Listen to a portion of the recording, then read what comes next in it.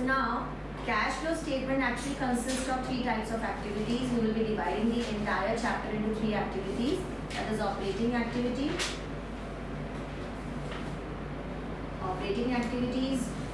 investing activities, and financing activities.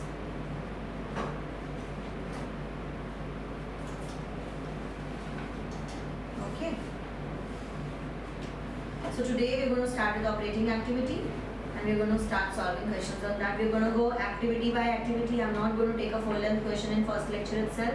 पहले तीनों activity को इंडिविजुअली स्टडी करेंगे, उसके फॉर्मेट को, उसके फॉर्मेट की इम्प्लीमेंटेशन को, and then we will be going ahead with full length questions. Okay. So operating activity का फॉर्मेट बनाना. चलो start. Operating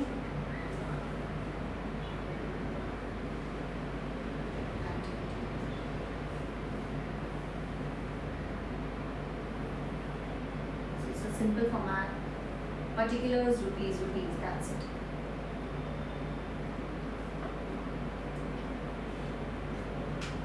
So we always write down like this one: cash flow from operating activities. So from the word itself, operating, it means whatever cash inflows and whatever cash outflows are there from business operations, that you're going to record through operating activity. Cash flow statement is nothing but the inflow and outflow of cash. Inflow हो रहा है पैसा तो आप positively उसको record करोगे, outflow हो रहा है पैसा तो आप उसको नेगेटिव रिकॉर्ड करोगे. ठीक है.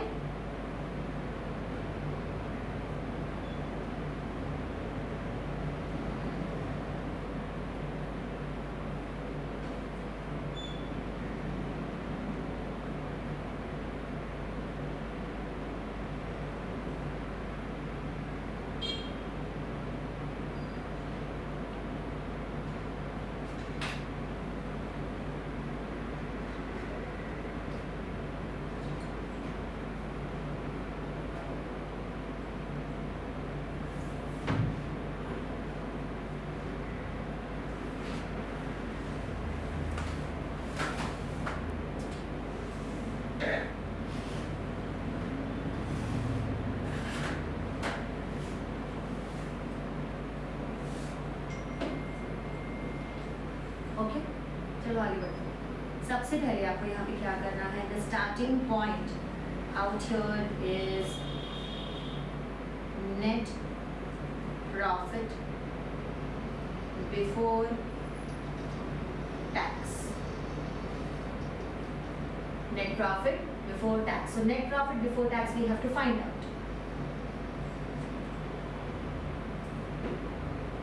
Profit before tax find out करना है. और प्रॉफिट बिफोर टैक्स हमें कभी भी डायरेक्टली क्वेश्चन में नहीं दिया रहता, never ever they give. Okay. उसके लिए हमें वर्किंग नोट बनाना पड़ेगा. क्यों वो नहीं देते प्रॉफिट बिफोर टैक्स? क्योंकि आप जो बैलेंस शीट बनाते हो, ओके, और आपकी बैलेंस शीट में जो रिजर्व्स एंड सरप्लस में नोट नंबर 1 दिखता है, yes, and then you go to note number 1. Sometimes they give you a note, sometimes they might not give you.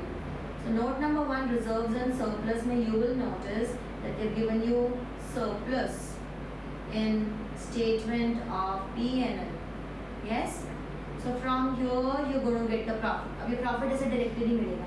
आपको जो financial statement दी होगी उसमें current year की figure और previous year की figure होगी. Okay. So now for example previous year you made a profit of 1 lakh. The total statement in P&L में 1 lakh rupees पड़े हैं. बट करंट ईयर में आते आते स्टेटमेंट ऑफ P&L में 2 लाख रुपीस हो गए. तो आपने कितना प्रॉफिट कमाया? Your PAT is rupees 1 lakh. 2 lakh minus 1 lakh. Current year statement of P&L minus previous year statement of P&L. This is how you will get your PAT. PAT मतलब profit after tax. So always PAT दिया होता है आपको balance sheet में. Balance sheet में कभी भी आपको पीपीटी नहीं दिया होता. पीपीटी आपको सिर्फ और सिर्फ स्टेटमेंट ऑफ P&L से मिलती है. तो अगर एग्जाम में बाई चांस आपको स्टेटमेंट ऑफ P&L भी दे दिया बैलेंस शीट की इन्फॉर्मेशन के साथ, तो वहाँ से आप डायरेक्टली पीपीटी पिक कर सकते हो. और अगर आपको सिर्फ बैलेंस शीट दी है तो आपको पैट से पीबीटी में कन्वर्ट करना पड़ेगा. And there is a procedure for converting this. That's what we have to learn. through working note 1. बनाइए working note 1. Calculation of profit before tax. So we have PAT. हमने opening balance minus closing balance minus opening balance किया and we got PAT, right? Closing balance मतलब इस साल का figure, opening balance मतलब पिछले साल का. Now to this we're going to add up certain item. तो इसका मैं आपको एक टेक्निक दे रही हूँ, ये आप याद रखो. Trip. So we need to add that trip. Trip का जो T है, ये क्या है? ट्रिप का जो T है, this is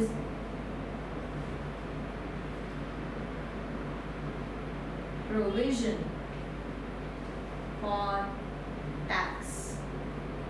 Provision for tax for current year. Provision for tax for current year. Current year का जो provision for tax है वो आपको consider करना है. So T means what? T means tax. And I'll teach you how to identify this each item from the balance sheet, from the sometimes balance sheet में direct information होती है, sometimes you will have to prepare a ledger for provision for tax. Cash flow statement में आपको काफ़ी ledgers बनाने पड़ेंगे. आपको directly balance sheet से भी information नहीं मिलती है. Balance sheet में आपको सिर्फ opening closing balance मिलता है. पीछे adjustments में आपको कुछ चीज़ें मिलेंगी. आप ledger बनाओगे और ledger से कुछ चीज़ें आप खुद से find out करोगे. समझ रहे हो? क्या हुआ? Provision for tax for current year. क्या लिख दिया तुमने? Provision for tax for current year. Okay. Then transfer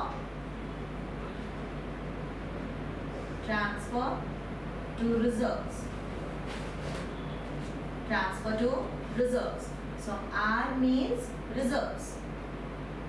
So it's like अगर पिछले साल रिजर्व में 2 लाख रुपए पड़े हैं, इस साल रिजर्व में अगर 4 लाख रुपए हैं, तो आपने कितना रिजर्व में ट्रांसफर किया? 2 लाख रुपए आपने रिजर्व में ट्रांसफर किया. 4 lakh minus 2 lakh. Then I means interim dividend paid. I means interim dividend paid. I say interim dividend. Interim dividend paid.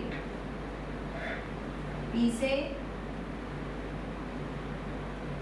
proposed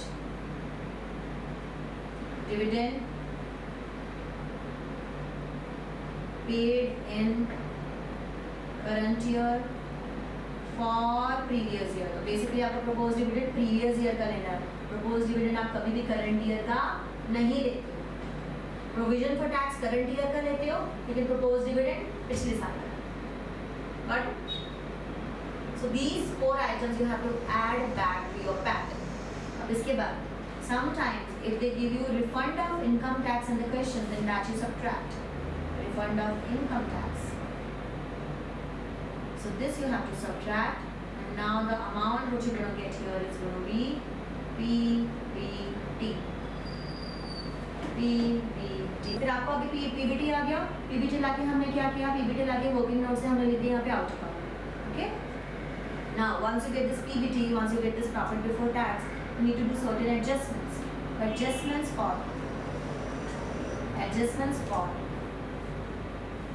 non-cash and non-operating items. Adjustments for non-cash and non-operating items. अगर आपको याद हो, हमने ratio analysis में भी ऐसा कुछ similar पढ़ा था. याद है? What are your non-operating items? Operating items और non-operating item में क्या डिफरेंस होता है?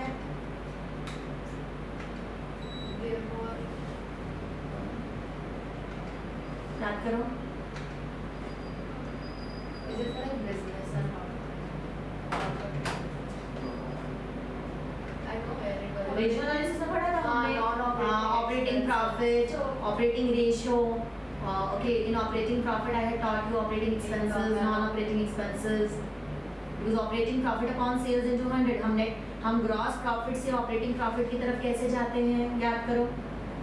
देखो. You are given with sometimes gross profit, and they are asking you operating ratio. It is the trade account के profits and P&L के profits and losses when you subtract and add you get तो gross profit से हमें पहले जाना पड़ता है, gross profit से ऑपरेटिंग प्रॉफिट, और ऑपरेटिंग प्रॉफिट से हम जाते हैं net profit. But you add you non-operating expenses. She is able to recall, but वो exactly नहीं recall कर पा रही कि है क्या। Income या तो आप यहाँ से यहाँ जा सकते हो, या तो आप यहाँ से यहाँ जा सकते हो, है ना? You can go forward working और backward working, right? तो जब आप ग्रॉस प्रॉफिट से ऑपरेटिंग प्रॉफिट पे जाते हो तो आप ऑपरेटिंग एक्सपेंसेस और ऑपरेटिंग इनकम कंसिडर करते हो, राइट? ओके, तो यहाँ पे आप ऑपरेटिंग एक्सपेंसेस माइनस करते हो, क्योंकि फॉरवर्ड जा रहा है, फॉरवर्ड में हमेशा फॉरवर्ड ट्रीटमेंट होता है, जो माइनस होता है माइनस ही होता है, और जो प्लस होता है प्लस ही होगा। ऑपरेटिंग इनकम आप प्लस करोगे तो आपको ऑपरेटिंग प्रॉफिट आ जाएगा, और ऑपरेटिंग प्रॉफिट से जब आप नेट प्रॉफिट पे जाओगे तो फर्दर आप क्या करोगे, नॉन ऑपरेटिंग एक्सपेंसेस और नॉन ऑपरेटिंग इनकम भी माइनस करोगे। तो बेसिकली ग्रॉस प्रॉफिट से नेट प्रॉफिट पे जाने के लिए हमें indirect expense, direct expenses, indirect expenses सब कुछ कंसिडर करने पड़ते हैं। तो ग्रॉस प्रॉफिट निकालते वक्त आप ऑलरेडी डायरेक्ट एक्सपेंस और डायरेक्ट इनकम कंसिडर कर चुके हो, और ग्रॉस प्रॉफिट से नेट प्रॉफिट पे जाने के लिए आप क्या करते हो, इनडायरेक्ट एक्सपेंसेस और इनडायरेक्ट इनकम कंसिडर करते हो। What is your indirect expense? याद है फॉर्मूला? इनडायरेक्ट एक्सपेंसेस क्या है? Indirect expenses your operating expense plus non operating expense. देखो यही चीज़ है, अगर रिविजन अच्छे से हो तो आपको क्लिक होगा, लेकिन भूल रहे हो आप, इसका मतलब हमें और थोड़ी रिविजन की रिक्वायरमेंट है। और इनडायरेक्ट इनकम क्या हो गया है यहाँ पे, क्या हो जाएगा, जबकि इसका कुछ लेना देना भी नहीं है जो मैं आपको पढ़ा रही हूँ, बस लिंक में आ गया तो मैं उसका शब्द कर रही हूँ। This is your operating income plus non operating. Okay, तो अब हम कहाँ जा रहे हैं? अब हमने निकाला है प्रॉफिट बिफोर टैक्स। अब प्रॉफिट बिफोर टैक्स से मुझे जाना है ऑपरेटिंग प्रॉफिट की तरफ। कैश फ्लो स्टेटमेंट में हम एक्चुअली जो जा रहे हैं, हम जा रहे हैं ऑपरेटिंग प्रॉफिट की तरफ। मुझे यहाँ पे कुछ आइटम्स की एडजस्टमेंट करनी है, एड लेस, ओके, और उसके बाद जो मुझे मिलेगा operating profit. Understand? That's why I am explaining you that particular point कि नेट प्रॉफिट से ऑपरेटिंग प्रॉफिट पे कैसे जाते हैं। तो नेट प्रॉफिट से ऑपरेटिंग प्रॉफिट पे जाने के लिए you need to consider non operating expenses and non operating income. तो आपको क्या करना है, ये फॉरवर्ड गए तो नॉन ऑपरेटिंग एक्सपेंस माइनस किया, नॉन ऑपरेटिंग इनकम ऐड किया। बैकवर्ड जाओगे तो क्या करोगे, नॉन ऑपरेटिंग एक्सपेंस को ऐड बैक करोगे और नॉन ऑपरेटिंग इनकम को माइनस करोगे। याद आया? ठीक है। अब नॉन ऑपरेटिंग एक्सपेंसेस के टाइप बताओ क्या होते हैं। Non operating expenses are like loss on sale of fixed assets, not rent, loss on sale of fixed assets, interest is your non operating expense, याद होगा। ओके, लेकिन रेशियो एनालिसिस चैप्टर में और कैश फ्लो स्टेटमेंट में थोड़ा फर्क आ जाता है। क्या फ़र्क आ जाता है? मैंने जब आपको रेशियो एनालिसिस चैप्टर पढ़ाया था तो मैंने आपको क्या बोला था कि ऑपरेटिंग एक्सपेंसेस में आप interest on short term loan ले सकते हो, लेकिन नॉन ऑपरेटिंग में आपको interest on long term loan लेना है। बट कैश फ्लो स्टेटमेंट में आते आते आपके interest on short term loan and interest on long term loan दोनों भी हम कंसिडर करते हैं यहाँ पे ऐड बैक करने में। हमें दो किसी भी टाइप का जो इंटरेस्ट है वो ऐड बैक करना है। So non cash item and non operating item हमें सारी की सारी ऐड बैक करनी है। देन नॉन ऑपरेटिंग एक्सपेंसेस में लॉसेस हमने किए थे। फिर उसके बाद यहाँ पे कुछ और एक्स्ट्रा आइटम्स है जो कि आपको कंसिडर करने पड़ेगी। Something like discount on issue of debentures, something like premium payable on redemption of debentures, something like premium payable on redemption of preference shares, okay, something like increase in provision for doubtful debts, okay. So कुछ ऐसे non cash वाली जो items है वो भी आपको consider करने पड़ेगी। Increase in provision for doubtful debts and decrease in provision for doubtful debt is a non cash item. और यहाँ पे हम डेप्रीसिएशन और अमोर्टाइजेशन भी कंसिडर करते हैं, जबकि डेप्रीसिएशन और अमोर्टाइजेशन ऑपरेटिंग आइटम। आप बोलोगे मैम आप फिर भी उसको नॉन ऑपरेटिंग मान रहे हो, तो हम उसको नॉन ऑपरेटिंग नहीं मान रहे, हम उसको नॉन कैश मान रहे हैं। बिकॉज डेप्रीसिएशन में कभी भी कैश इनफ्लो आउटफ्लो नहीं होता, it's just book adjustment, right. तो इस तरीके से काफ़ी ऐसी आइटम्स हैं जो नॉन ऑपरेटिंग एक्सपेंसेस और नॉन कैश आइटम्स हमें ऐड बैक करनी है। और कुछ नॉन ऑपरेटिंग इनकम वाली आइटम्स है जैसे कि profit on sale of fixed assets, जैसे कि रेंटल इनकम। अगर आपने किसी भी प्रॉपर्टी में इन्वेस्टमेंट करी, आपकी किसी भी इन्वेस्टमेंट से जो इनकम आता है that's your non operating income. ये हमने रेशियो एनालिसिस में पढ़ा है। सो अगर आपको आपकी इन्वेस्टमेंट पे रेंट आता है, अगर आपको आपकी इन्वेस्टमेंट पे डिविडेंड आता है, अगर आपको आपकी इन्वेस्टमेंट पे इंटरेस्ट आता है, all those are your non operating income, तो वो सब आपको ऐड बैक करने पड़ेगा। Got it? तो वही सब आइटम मैं आपको अभी देने जा रही हूँ। तो आपको उसका फ्लो पता होना चाहिए कि बेसिकली वो आ कहाँ से रहा है।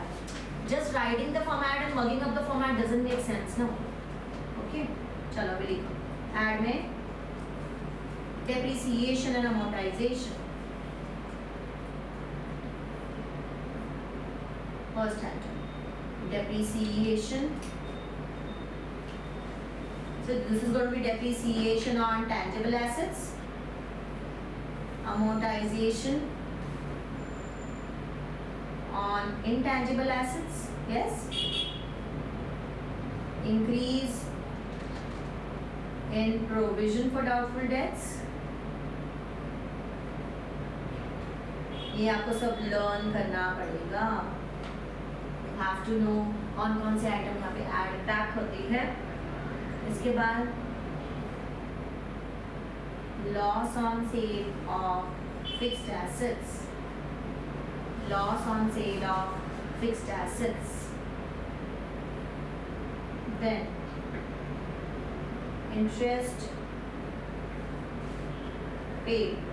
इंटरेस्ट चाहिए शॉर्ट टर्म बोरिंग पे हो, चाहिए लॉन्ग टर्म बोरिंग पे हो, any kind of interest what you are paying has to be added back. तो ये तो हो गई सबसे important items. These are the most important items. Okay,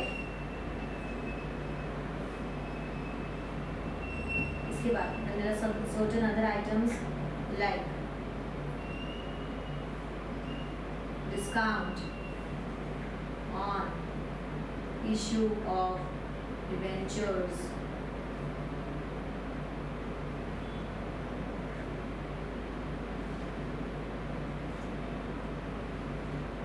premium on redemption of debentures or preference shares,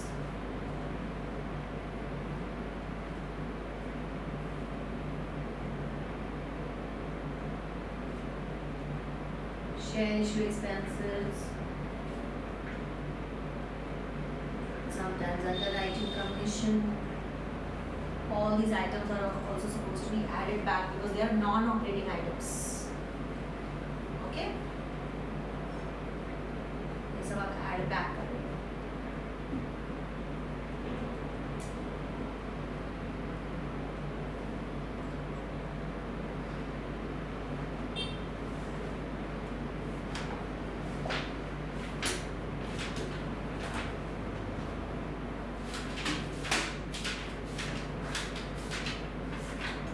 done, लिखिए आप। अब less में लिखो जाके। लेस में dividend income, rental income,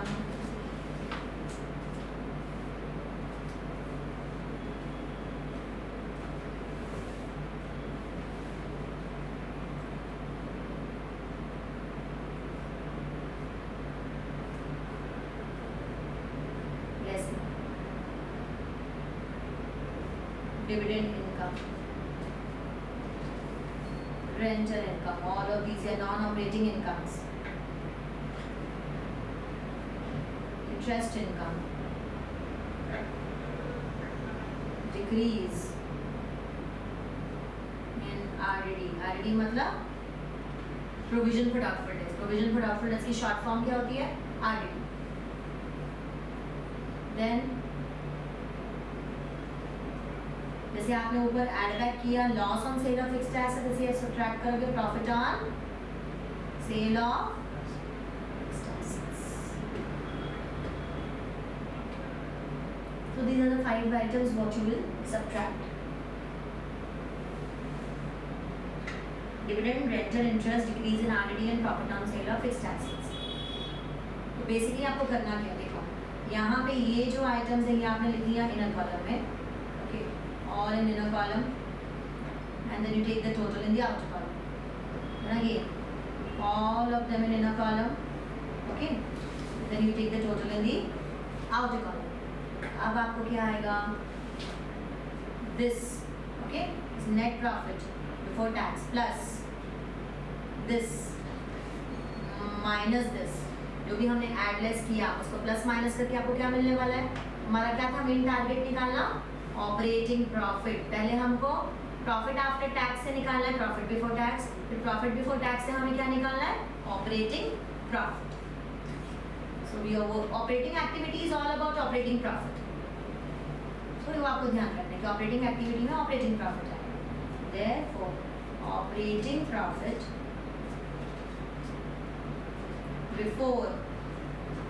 before working capital changes.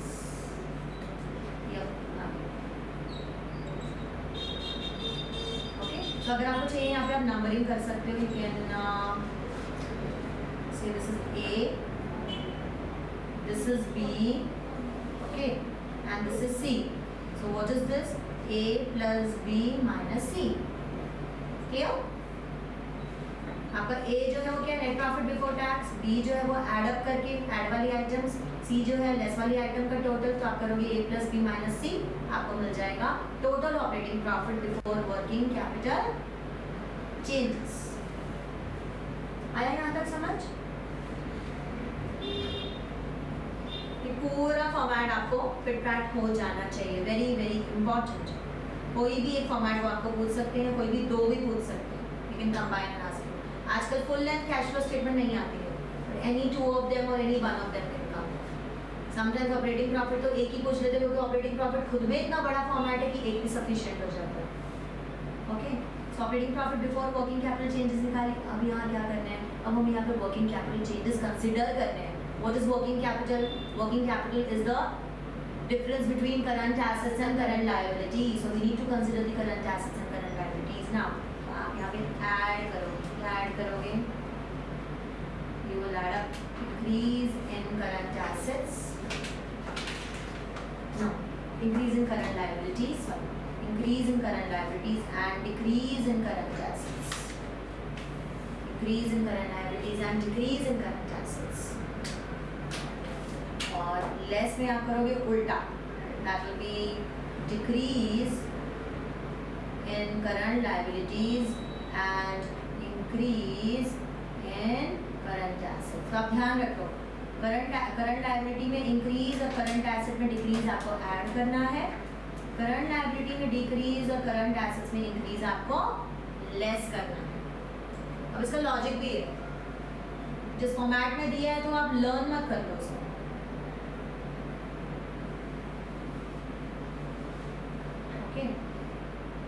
क्यों हमने इंक्रीज इन करंट लायबिलिटी को ऐड किया? Tell me the reason. Because वो प्रॉफिट में से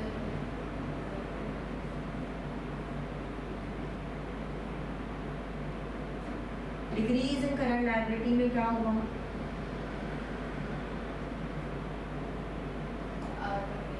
liabilities are paid off from the profit itself. Liabilities are paid off from the profit, वो चलो ठीक है, बट हम इंक्रीज इन करंट लायबिलिटी या डिक्रीज इन करंट एसेट क्यों कंसीडर करें? We know that there is a cash inflow and outflow happening whenever there is increase and decrease in the current assets and current liability. लेकिन हम increase in current liability को add क्यों कर रहे हैं? Add कर रहे हैं मतलब पॉजिटिव दिखा रहे हैं, पॉजिटिव दिखा रहे हैं मतलब पैसे का इनफ्लो दिखा रहे हैं। इनफ्लो क्यों दिखा रहे हैं? Because loan या कुछ ऐसा मनी इनफ्लो होता है ना, like when we take a loan from someone we get money in. Correct. तो अगर कुछ इनफ्लो हुआ है तो इंक्रीज हुआ है, वो आप दिखा दोगे। करेक्ट। कोई short term loan, current liability में शॉर्ट टर्म लोन होता है। Let us take the example of short term loan, let us take the example of creditor loans. Okay, तो सपोज करंट ईयर और प्रीवियस ईयर की हम बात कर रहे हैं। प्रीवियस ईयर में आपका बैलेंस है 50,000, करंट ईयर में आपका बैलेंस है 1,50,000। ये इंक्रीज हो गया मतलब हमने और लोन ले लिया, और लोन ले लिया मतलब 1 लाख रुपए और इनफ्लो हो गए। 1 लाख रुपए जब और इनफ्लो हो गया, आपको कैश फ्लो आ रहा है ना, कैश फ्लो आ रहा है तो ऑब्वियसली तुम्हें ऐड करना पड़ेगा ना, पॉजिटिव नंबर दिखाना पड़ेगा ना।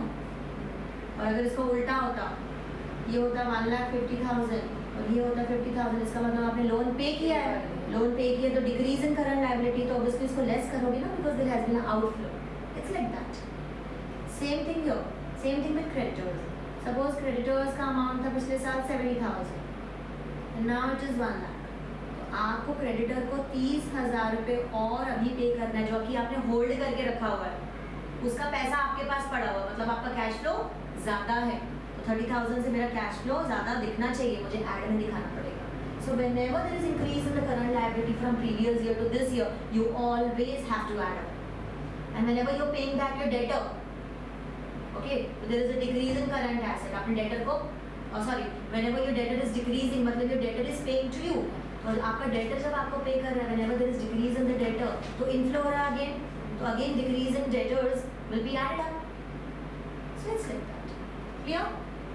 तो आपको याद रखना है, increase in current liabilities and decrease in current assets add करना है. अगर आपने ऐड वाली आइटम को याद रख लिया तो आप लेस वाली आइटम को रिवर्स कर सकते हो, लेस वाली याद रखने की जरूरत ही नहीं है.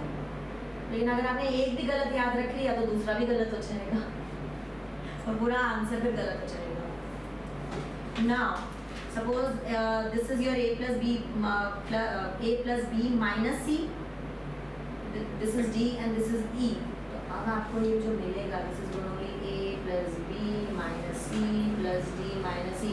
तो ये आंसर आपको क्या मिलेगा? This plus this minus this. No, this is operating profit तो हो गया, आफ्टर नहीं बोलते, उसको हम बोलते हैं कैश जनरेटेड फ्रॉम ऑपरेशंस. देखो, finally we get cash generated from operations. Cash generated from operations, and now from cash generated from operations we need to subtract the income tax paid. हमने जो भी इस साल में इनकम टैक्स पे किया वो हमें माइनस करना पड़ेगा. and if this answer can be positive also, this answer can be negative also. अगर आपको पॉजिटिव आंसर है तो आप बोलोगे net cash flow from operating activity, और अगर आपको नेगेटिव आंसर है तो आप बोलोगे net cash flow used in operating activity. तो नेगेटिव आंसर में यूज्ड इन हो जाएगा वर्ड. क्यों? क्योंकि आपने उतना पैसा बिजनेस के लिए यूज कर दिया. अगर आपके कैश फ्लोज नेगेटिव हो गए मतलब आपने उतना कैश बिजनेस के लिए यूज कर दिया. अगर आपके कैश फ्लो पॉजिटिव हो गए तो मतलब आपने उतना कैश जनरेट कर दिया business. Understanding? So it will be either from और used in.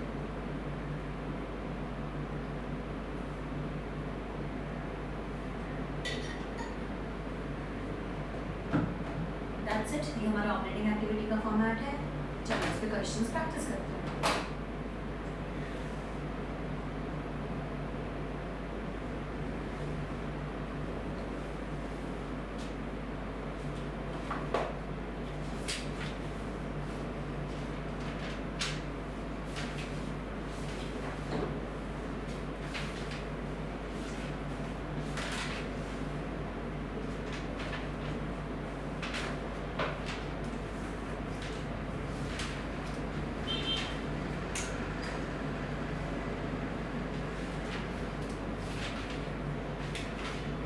All of you come to illustration number 13. All of you are carrying the textbook now. Illustration 13 that. 13 देखना आपको और मेरा सेम है क्या? Just check. बैलेंस शीट का total है 2,65,000 and 2,20,000. 2,65,000 and 2,20,000. 22 lakh, 26 lakh और 22 lakh. अच्छा, एक ही जीरो बढ़ा हुआ है. 26,50,000 and 22 लाख ऐसा है. एक एक जीरो सारे आइटम में बढ़ा है. देखो आपका जो आंसर आएगा मेरे आंसर से सीधा सब आएगा. It's fine. देखो बाकी जो सब सेम है ना, चेक करो. शेयर कैपिटल आपके केस में होगा 5 लाख 5 लाख. फिर reserves and surplus 6 lakh 3 lakh. ठीक है, एक एक जीरो ज़्यादा. No problem. सो स्टार्ट कैसे करना है? ऑपरेटिंग एक्टिविटी में देखो अब ये फॉर्मेट अप्लाई करेंगे. ओके, ये फॉर्मेट आपको एकदम पिट पैट हो जाना चाहिए. सबसे पहले लेट अस अंडरस्टैंड कि इस क्वेश्चन को और इस फॉर्मेट को कोरिलेट कैसे करें. सबसे पहले आपको कोरिलेशन सीखना पड़ेगा, otherwise it's going to be very difficult for us to understand कि इम्प्लीमेंटेशन कैसे होगा क्वेश्चन का फॉर्मेट में. हमें चाहिए सबसे पहले net profit before tax. Clear? तो नेट प्रॉफिट बिफोर टैक्स के लिए आपको देखना पड़ेगा क्वेश्चन में जाकर कि बिफोर टैक्स दिया है कि आफ्टर टैक्स दिया है. अगर आफ्टर दिया है तो आफ्टर से बिफोर में कन्वर्ट करो, अगर बिफोर दिया तो डायरेक्टली जाके लिख दो। So where are you going to get this? आपको कहाँ मिलता है? इसकी जो प्लेस होती है वो होती है reserves and surplus. Reserves and surplus में आप देखोगे कि उन्होंने डायरेक्टली टोटल दिया, कोई नोट नहीं दिया, उन्होंने दिया कि 3 लाख और 6 लाख। इसका मतलब 3 लाख रुपीस जो है वो आपका पैट है। हम उसमें बाकी कुछ रिजर्व्स काउंट ही नहीं करेंगे, हम ये अज्यूम करेंगे कि पूरा का पूरा पैसा surplus in statement of PNL का by default, because they have not given us the breakup. Okay, अब कितना हो गया? 3 लाख से 6 लाख दिया तो आपका पैट कितना हो गया? 3 लाख। अब इस 3 लाख में हमें क्या करना है? अब इस 3 लाख में हमें ऐड बैक करना है ट्रिप। Getting it? अब ट्रिप में जो टी है, जो प्रोविजन फॉर टैक्स है, वो क्या है? Provision for tax is your short term provision. Short term provision आपको कहाँ मिलेगा? जाके करंट लायबिलिटी में। तो जाओ करंट लायबिलिटी पे और देखिए क्या हमारे पास शॉर्ट टर्म प्रोविजन दिया है, दिया है। ओके, इनफैक्ट उसका नोट दिया है तो नोट में जाके आप वेरीफाई कर सकते हो, definitely it is provision for tax. दिया है ना? तो प्रोविजन फॉर टैक्स में 3,20,000 और 4 लाख आपको ऐसे दे रखा है। Yes. ओके, क्या आपको और कुछ इन्फॉर्मेशन है प्रोविजन फॉर टैक्स की? नहीं। अब प्रोविजन फॉर टैक्स का लेजर बनाना सीखो। देखो कैसे लेजर बनना। ये पूरे जो मैं अभी आपको आज दे रही हूँ, पूरे फॉर्मेट की आपकी समरी रेडी रहनी चाहिए आपके पास। ओके, कैश फ्लो स्टेटमेंट की समरी है जो हम बना रहे हैं। प्रोविजन फॉर टैक्स में सबसे पहले हम लिखते हैं opening balance and then closing balance. Opening balance और क्लोजिंग बैलेंस। ओपनिंग बैलेंस क्यों मैंने क्रेडिट में लिखा? Because it is a चलो बताओ, लायबिलिटी का एसेट का है। तूने शॉर्ट टर्म प्रोविजन उठाया है। शॉर्ट टर्म प्रोविजन क्या है? करंट लायबिलिटी है ना। लायबिलिटी का हमेशा ओपनिंग बैलेंस क्रेडिट ही तो होता है। हाँ, बोले नहीं दो, but opening balance current liability का, this is your current liability. Liabilities opening balance is always credit side, assets opening balance is always debit side. आपको पहले तो ध्यान रखना पड़ेगा कि ओपनिंग और क्लोजिंग कैसे है। सो ओपनिंग बैलेंस कितना है? 3,20,000। क्लोजिंग बैलेंस कितना है? 4 लाख। क्लियर? अब करना क्या है? जो पिछले साल बाय डिफॉल्ट, अगर क्वेश्चन में आपको ये नहीं दे रखा कि इनकम टैक्स पेड कितना है, या क्वेश्चन में आपको ये नहीं दे रखा कि इनकम टैक्स प्रोवाइडेड कितना है। अरे रात को नेटफ्लिक्स देखना था बैठती हैं? मेरे को नहीं आ रही थी तो देख क्या। Okay, so income tax paid या इनकम टैक्स प्रोवाइडेड या इनकम टैक्स मेड, ओके, इनमें से कोई इन्फॉर्मेशन आपके पास अगर अवेलेबल नहीं है, देन वी अज्यूम, क्या अज्यूम करना है हमें कि जो ओपनिंग बैलेंस है वो हमने पे ऑफ किया है। So to bank, so whatever is my opening balance of the previous closing balance of the previous year, which is opening balance of this year, that we are paying in this particular year. तो ये मैंने क्या किया? ये हमने income tax को पे कर दिया। इनकम टैक्स पेड कहाँ जाता है? जब आपने लेजर बनाया तो देखो आपको 2 इन्फॉर्मेशन मिलेगी। आपको पैट में ऐड बैक करने के लिए भी मिलेगा provision for tax, and same time आपको इनकम टैक्स पेड जो आपके फॉर्मेट में यहाँ पे ऑपरेटिंग एक्टिविटी के नीचे है वो भी मिलेगा। So what's your income tax paid here in this question? 3,20,000. Got one information? This is not given to you in the question. ये आपको लेजर बना के फाइंड आउट करना पड़ेगा। ऐसे बहुत सारी हिडन एडजस्टमेंट रहने वाली है कैश फ्लो स्टेटमेंट। देन ये जो क्लोजिंग बैलेंस है ये जाएगा बाय स्टेटमेंट ऑफ पीएनएल में। स्टेटमेंट ऑफ पीएनएल में मतलब add back to PAT, profit after tax. Profit मतलब पीएनएल ओनली ना, ठीक है। अब आपको क्वेश्चन में ये कैसे मिलता है? पेड तो पेड है, आपको स्टेटमेंट मिलती है income tax paid during the year is this much, you get that kind of statement. Statement of PNL के लिए वो लोग क्या स्टेटमेंट देते हैं? They will give you income tax provided और इनकम टैक्स मेड और income tax transferred to PNL is this amount, ऐसे वो स्टेटमेंट देते हैं। इस क्वेश्चन में दोनों में से कोई भी स्टेटमेंट नहीं है। हमने बाय डिफॉल्ट क्या अज्यूम किया? ओपनिंग बैलेंस पे करेंगे, क्लोजिंग बैलेंस पैट में ट्रांसफर करेंगे। This is the assumption what you have made. Clear?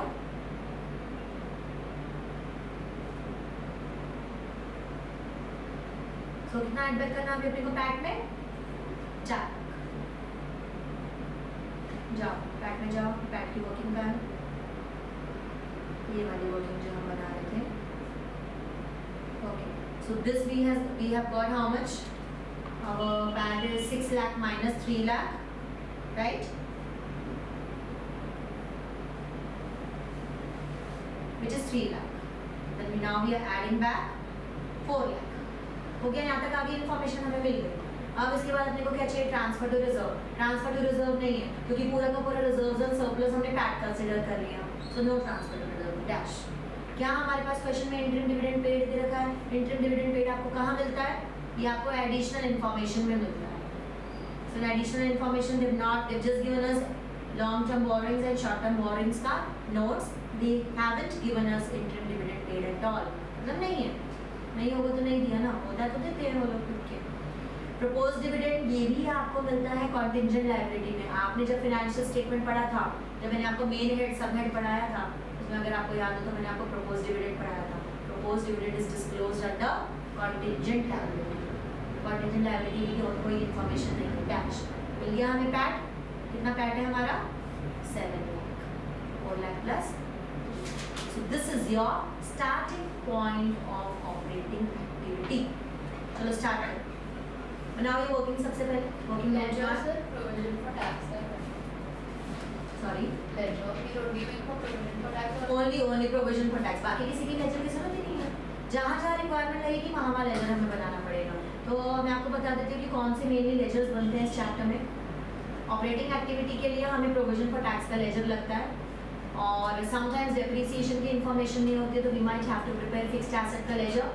And अगर fixed asset provision for depreciation के साथ किया गया तो प्रोविजन फॉर डेप्रिसिएशन का लेजर लगता है. और ये जो फिक्स्ड एसेट का लेजर है और प्रोविजन फॉर डेप्रिसिएशन का लेजर है, ये कौन सा है जो हमने 11th स्टैंडर्ड डेप्रिसिएशन में पढ़ा था? वो फॉर्मेट एक्जैक्टली वही फॉर्मेट में आपको वापस पढ़ाने वाली हूँ. तो अगर आपको 11th स्टैंडर्ड में डेप्रिसिएशन समझ आया था, you pick up very fast. वो याद हो जाएगा, आपको रिकॉल हो जाएगा. ठीक है, तो ये 3 लेजर की रिक्वायरमेंट हमें यहाँ पे ऑपरेटिंग एक्टिविटी में.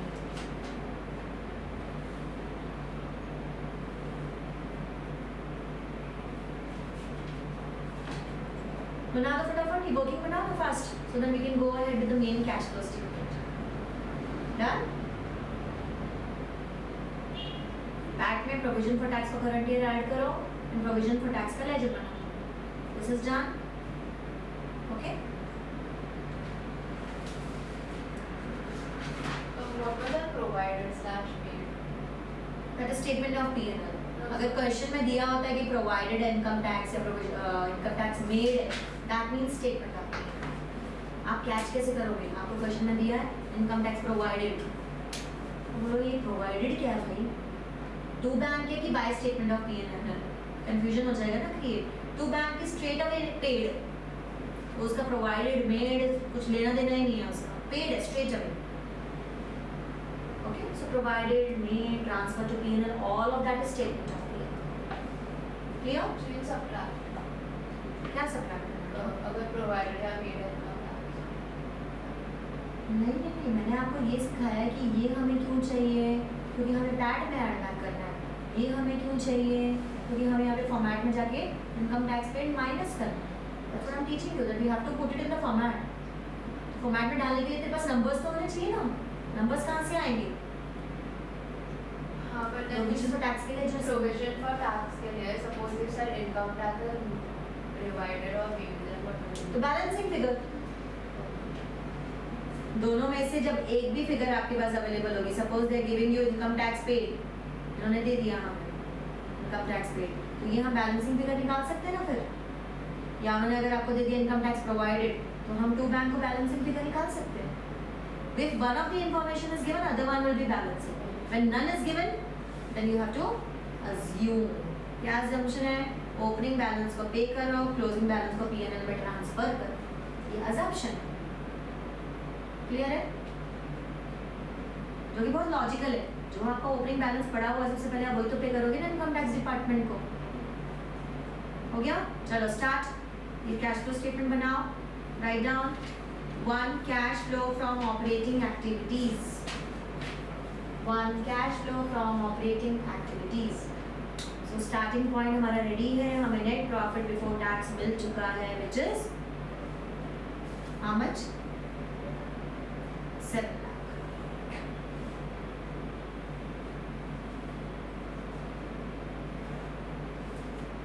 उसके बाद लिखो adjustment for non cash and non operating items. ऐसे ही लिखना है, लिखने में नो लेजीनेस, ओके? नहीं तो मार्क्स कट हो जाएंगे exam.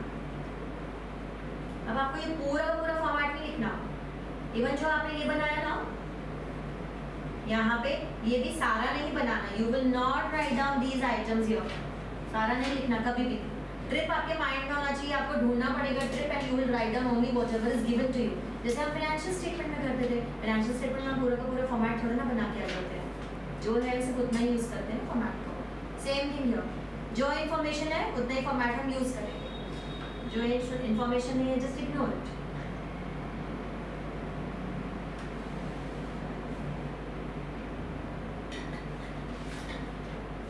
We also have to write all the add items. This is separate. Sorry, We have to write all the add items and the aside items. वो आप करना पड़ेगा। ठीक है, यहाँ तक आ गया, 7 लाख रुपए में आ गया। Let's go forward. अब आपके माइंड में इमीडिएटली ऐड वाली आइटम्स चलनी चालू हो जानी चाहिए, आपको लर्न हो जानी चाहिए। Okay, depreciation, amortisation, losses, RD का इंक्रीज और इंटरेस्ट, ये 5 आइटम आप अपने को ऐड बैक कर लेंगे। ये सबसे ये जो 5 है ना, पहले 5 आइटम, ये सबसे ज़्यादा इंपॉर्टेंट है। ये जो नीचे वाले आइटम्स है, ये some once in a blue moon दे लीजिए, वेरी रेयर, बट ये 5 तो आती ही आती है। क्वेश्चन, कॉफी मंगाओ दित्या, मैं भी पी लूँगी तुम लोगों के पानी, पीनी है? आज तो मंगा लो। कितने बजे से था ये को? अच्छा, आज में आपने जल्दी लिया क्या? अरे बाप रे। अच्छा, उसको क्रिश को वाइवा के लिए जाना था इसीलिए कि थोड़ा कवर अप करना होगा। तो हो गया, इकोनॉमिक्स का सिलेबस कंप्लीट हो गया ना? हो गया। वहाँ पे मेरी रिविजन चालू कर देंगे। Yes. अच्छा, ये भी अपना फटाफट निपटाते हैं। बताओ चलो, अब इन 5 में से कौन सी आइटम है? देखो अपरेंटली कौन सी आइटम आपको दिख रही है बैलेंस शीट में से? Can you find something? Are you able to locate depreciation? Depreciation के लिए मैं आपको बताती हूँ 2 ट्रिक्स है। क्या ट्रिक है? या तो आपको डेप्रिसिएशन वो देंगे एडिशनल इन्फॉर्मेशन में, depreciation provided during the year, क्या दे रखा है? नहीं। दूसरी टेक्निक, आपको जाना पड़ेगा नॉन करंट एसेट में, पीपीई में। पीपीई में आपको देंगे वहाँ पे पीपीई का ये breakup previous year current year का, और उसके साथ देंगे accumulated depreciation. Okay, now rather than using the term provision for depreciation, now they will use accumulated depreciation. थोड़ा सा 12th में चेंज हो जाता है। कंपनीज एक्ट में हम ज़्यादातर accumulated depreciation यूज करते हैं, okay, which is nothing but provision for depreciation. तो क्या वो लेजर दे रखा है? The difference between the accumulated depreciation opening balance and difference between the opening and closing balance of accumulated depreciation gives you depreciation. है हमारे पास? नहीं है, तो मतलब depreciation इस क्वेश्चन में नहीं है। उसके बाद अमोर्टाइजेशन कैसे पता चलेगा? जाओ नॉन करंट एसेट में और देखो इंटैंजिबल एसेट की इंफॉर्मेशन है क्या? No, we don't have any intangible, सिर्फ पीपीई और इन्वेस्टमेंट्स है, तो इसके बारे में भी कोई इंफॉर्मेशन नहीं है। प्रोविजन फॉर डाउटफुल डेट्स, जाओ जरा ट्रेड रिसीवेबल में, क्या ट्रेड रिसीवेबल्स में कुछ नोट है, कुछ प्रोविजन फॉर डाउटफुल डेट्स है? नहीं। क्या हमारे पास कुछ लॉस के बारे में इंफॉर्मेशन है? No, they have not given that they sold any machinery और anything as such, so we can not find out any profit और लॉस। क्या हमारे पास कुछ long term loans, short term loans, debentures हैं क्या? चेक है। हमारे पास लॉन्ग टर्म बोरोइंग्स में नोट नंबर 1 में 6% डिबेंचर्स हैं। करंट लायबिलिटीज में तो कुछ नहीं है लोन, लेकिन नॉन करंट लायबिलिटी में बोरोइंग है, तो ये 6% डिबेंचर पे आपको इंटरेस्ट पे करना पड़ेगा। तो उसे इतना आपको सोचना पड़ेगा बैक ऑफ द माइंड, तब जाके 1-2 एडजस्टमेंट्स हाथ लगेगी आपको। ओके, अब ये जो इंटरेस्ट पेड है आप कैसे कैलकुलेट करोगे? Tell me 6% of what? Very good, रीडियस। तो ऐसा आपको लॉजिक लगाना है। अब इसका लॉजिक क्या है? जब तक वो तुम्हें क्वेश्चन में एडिशनल इंफॉर्मेशन में नहीं देंगे कि इस पर्टिकुलर डेट पे आपने लोन लिया है या लोन पे बैक किया है, तब तक आपको यही अज्यूम करना है that the opening balance was available throughout the year and you have to pay interest on the opening balance। यहाँ पे क्या दे रखा है? जो 6 लाख के डिबेंचर्स हैं वो थ्रू आउट द ईयर थे। फिर आप बोलोगे मैम लेकिन डिबेंचर आज की तारीख में तो 8 लाख रुपए है, तो 2 लाख रुपए कहाँ चले गए? तो आप ये अज्यूम करोगे कि 2 लाख के डिबेंचर्स इशू किए हैं एज ऑन 31 मार्च 2023। आपकी बुक में 24 है क्या? ये 23 है? 24 है, चेंज कर दिया ना ईयर, मतलब 24। तो 2 लाख के डिबेंचर हम अज्यूम करेंगे कि 2024 को इशू किया, 31 मार्च को इशू किया, लास्ट डेट को। तो अगर हमें लास्ट डेट को इशू किए तो और लास्ट डेट को बैलेंस शीट बना लो तो थोड़े ना कोई एक दिन का इंटरेस्ट पे करोगे डिबेंचर होल्डर्स को। सो यू हैव टू पे on the opening balance 6 lakh which was outstanding through out the year. Got the logic? तो 6 लाख पे 6% पे करो, कितना होगा? 6 6 36,000 इंटरेस्ट। लिखो जाके, एड में एक आइटम आपको मिल गई है इंटरेस्ट पेड, ब्रैकेट में लिखाओ 6 लाख इंटू 6%, इनर कॉलम में लिख दो 36,000। इनर में लिखना होगा, don't write in outer column, it has to come in inner column. Got it? इसके बाद ये सब आइटम तो दूर दूर तक नहीं है ना? फिर उसके बाद लेस में जाके देखो क्या आपके पास इस टाइप की कोई आइटम है? नजर मारो क्वेश्चन में, डिविडेंड अगर मिलेगा तो वो अगेन आपको एडिशनल इन्फॉर्मेशन में मिलेगा।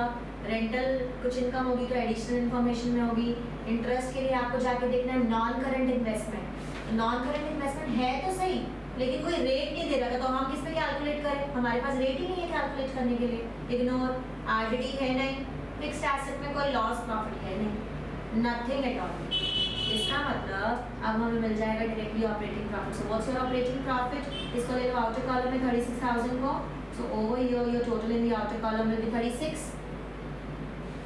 सो 7 lakh plus 36,000, what's your operating profit? 7,36,000। आ गया operating profit before working capital changes. Add up कर दो, 7,36,000 operating profit before working capital changes आ जाना चाहिए आउटर कॉलम में। इनर कॉलम में सिर्फ आप आइटम्स लिखोगे, उनको टोटल कर लेके आप आउटर कॉलम में उसको लेके जाओगे। Don't write every item in the outer column, that's not a correct disclosure. After that you will go to current assets and current liabilities. Okay, तो पहले जाओ करंट लायबिलिटी में, क्योंकि बैलेंस शीट में हमेशा पहले करंट लायबिलिटी आती है। करंट लायबिलिटी में ट्रेस करो, ट्रेड पेबल लोगे, शॉर्ट टर्म प्रोविजन लोगे, नहीं लोगे। प्रोविजन फॉर टैक्स का अलग से लेजर बनाया और उसका डिस्क्लोजर ही अलग है, वो आप इनकम टैक्स पेड और स्टेटमेंट ऑफ पीएनएल में लेते हो। That is not supposed to be taken as your current liability in operating activity. Exception है, तो यहाँ पे कुछ एक्सेप्शन है जो कि मैंने आपको पहले नहीं दिए थे, अब आप लिख लीजिए इधर। जब आप ये करंट लायबिलिटीज और करंट एसेट्स वगैरह ले रहे हो, प्रोविजन फॉर टैक्स नहीं लेना, PFT provision for tax you will not consider that. Then short term borrowings you will not consider this. short term borrowings कहाँ जाएगा? short term borrowings मैं आपको सिखाऊंगी, हम इसको financing activity में लेंगे which is your last activity। इसको कभी भी operating activity में नहीं लेना, okay? इसके बाद cash and bank balance। Cash and bank balance को आप कभी भी ऑपरेटिंग एक्टिविटी में नहीं लोगे, because cash and bank balance is taken to the end of the cash flow statement. Cash flow statement के सबसे एंड में जाता है कैश एंड बैंक बैलेंस। ये 3 आइटम आपको नहीं लेना है। PFT मतलब short term provisions. So short term provisions, short term borrowing, cash and bank balance, ये 3 आपके वर्किंग कैपिटल चेंजेस में नहीं आएंगे इन ऑपरेटिंग। ओके, तो ट्रेड पेबल तो ले सकते हैं। अब देखो ट्रेड पेबल में इंक्रीज हो रहा है कि डिक्रीज हो रहा है? 4,80,000 से 3,50,000 हो रहा है, सो डिक्रीज हो रहा है। तो डिक्रीज हो रहा है तो जाके लेस में लिखो कितने से डिक्रीज है, राइट डाउन। पहले आपको ऐसी ही हेडिंग देनी पड़ेगी, ऐड करके ये हेडिंग, उसके बाद 1-2 लाइन छोड़ो, लेस करके ये हेडिंग, उसके बाद 1-2 लाइन छोड़ो, एंड देन आप यहाँ लिखोगे ट्रेड पेबल्स, ट्रेड पेबल्स कितना है? Tell me.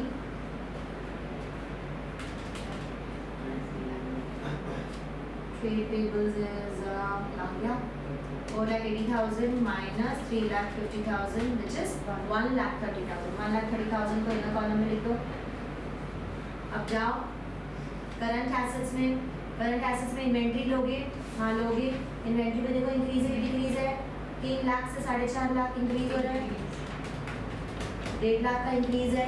Increase in current assets कहाँ लिखते हैं? यही लिखते हैं, लेस में ही लिखते हैं। वापस से लिखो, मेरे पास थोड़ा स्पेस का कंस्ट्रेंट है, manage. Write down inventory,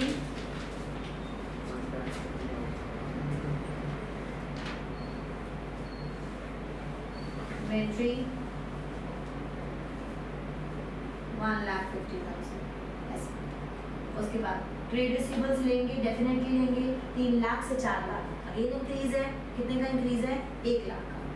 so trade receivables, तो सब कुछ करंट एसेट्स में इंक्रीज और करंट लायबिलिटी में डिक्रीज। सो सारी लेस वाली आइटम्स ही हैं, ऐड वाली आइटम कोई है ही नहीं। कैश एंड बैंक बैलेंस नहीं लेना, we will not consider that. Okay, please take the total in the outer column. इसका टोटल ले लो आउटर कॉलम में and get your cash generated from operations.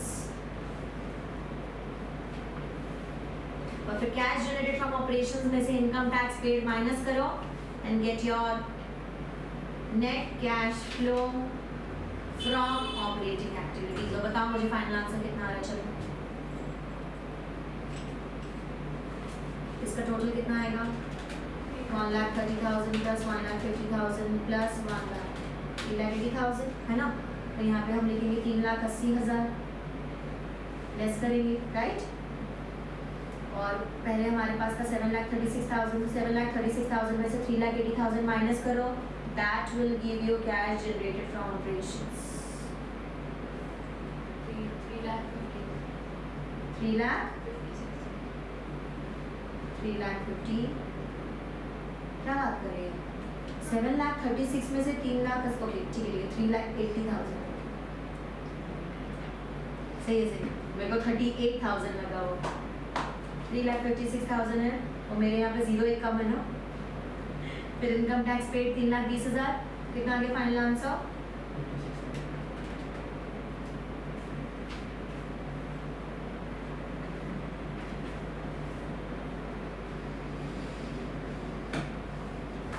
So this is how you're going to do this particular question. ये positive आएगा तो आप लिखोगे net cash flow from operating activity.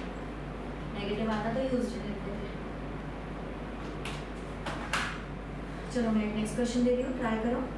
मैं कॉफी मंगा देता हूँ।